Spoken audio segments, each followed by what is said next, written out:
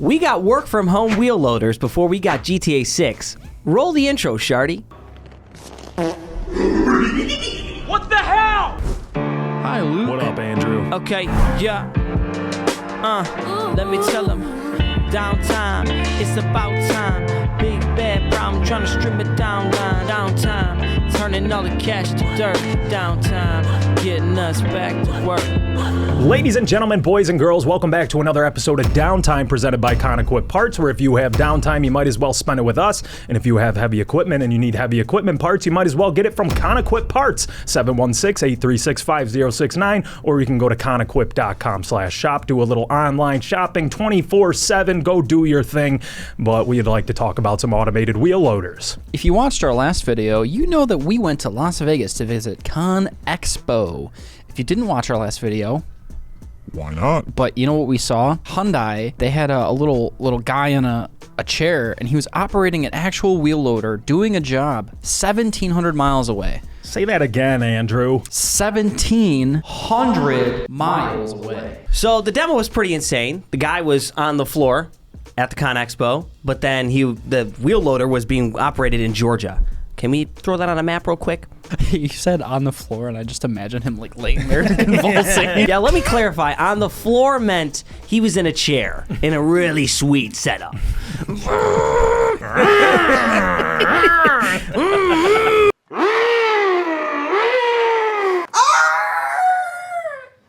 And it wasn't just moving around a little bit either. He was actually doing work. He was picking up stones, moving it around on a job site so far away. So the machine they were using was a Hyundai HL 960A wheel loader. And the whole thing was running through cameras and remote controls, basically turning that regular cab into a virtual cab. Pretty much a video game. Where like one of these gets dropped into a Dave & Buster's, and then like Mario Kart gets dropped off at the... So you just got little kids, they're like this, where's the tickets? Where do I put my coins? Could you imagine they put this wheel loader in a playground? Mom, what's that?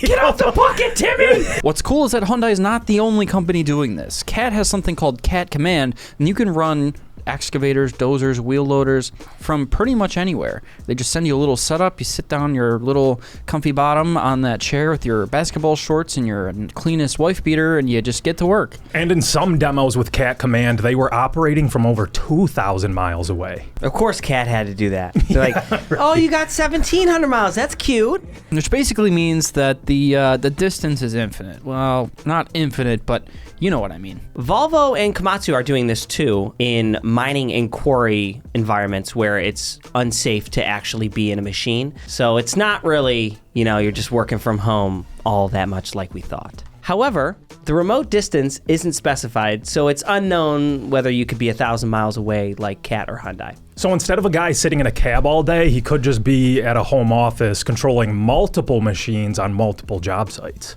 It's cool, but Super cool. We really just milk the absolute crap out of all of everyone's production. It's like, how can we make you 10 times more efficient than you actually hey, baby, are? Shareholder and then value. we're going to make you burnt out, too. We're going to make it feel like you're on a site. So what would be your guys' morning routine if you were an at-home, blue-collar, heavy equipment operator? I'd have to have some structure. Can you imagine waking up 10 minutes before you get into work and you're just operating heavy an equipment? excavator? What would you guys be wearing, you think? I think it'd be funny to wear a suit and tie doing this. You don't need high vis. I would wear low vis. I would wear a black turtleneck with the biggest chain that I could afford The at Rock that look? time. Yes, but no pants. Can't do I'd this. probably wear what I'm most comfortable in, which is a Wow.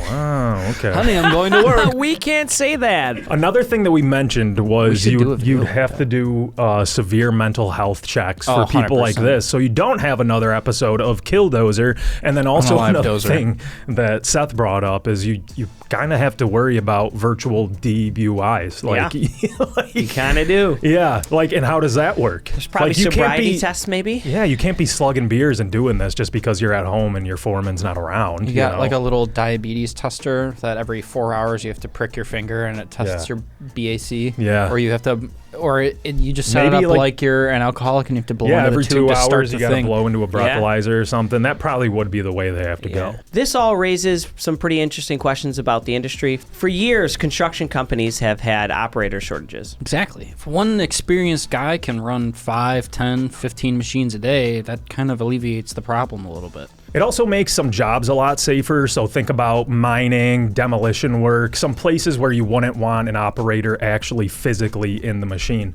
And this might actually be a reason why places like Komatsu they probably don't need to be thousands of miles away, because it might just be a mine that is only 100 yards away that needs to be remote operated. And if technology keeps improving, like 5G networks and Starlink and all that kind of stuff, we're going to see a lot more automated machines really soon in the future. Which means someday you might see operators living in Maine and operating in Texas or California, or, both at the same time, or, one or the other, and then flip a switch and you're at the other one, and then, It also changes what it means to be an equipment operator. Instead of climbing into a cab at 6 in the morning, you could be climbing into a cab virtually that is in your spare bedroom. Now, we're not saying that every machine is going to be automated like tomorrow, but after seeing that Hyundai demo, it's pretty clear that the heavy equipment industry is heading in that direction. The big question is how fast it happens, because these things are here right now. Now it's really about infrastructure, cost, and whether contractors decide if it's right for them. But one thing's for sure, the future of heavy equipment might not involve sitting inside of a machine at all. So gamers, you might have a future in heavy equipment. So if you're still living with your mom and dad in their basement,